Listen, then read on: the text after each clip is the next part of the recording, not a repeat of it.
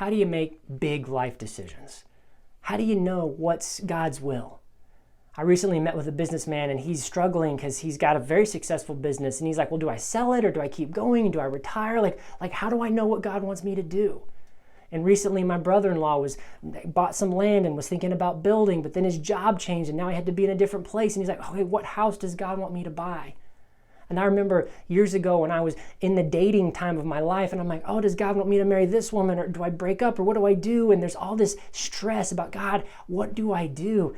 And if you talk to different people, maybe your pastor or your parents or somebody, maybe some of your friends, everyone's going to give you a different piece of advice on how to find out God's will. Here's what you need to do.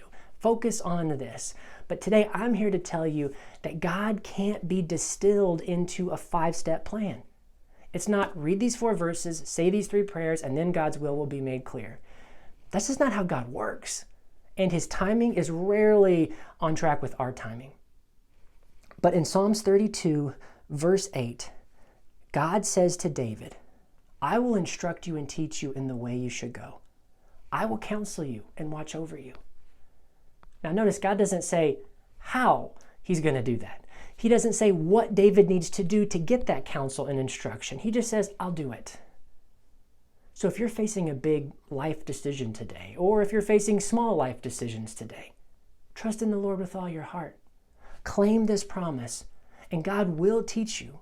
He will instruct you.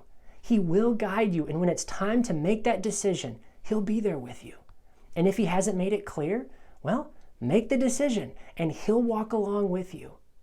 One of the things one of my mentors told me, he said, Grant, you're not big enough to destroy God's plan for your life.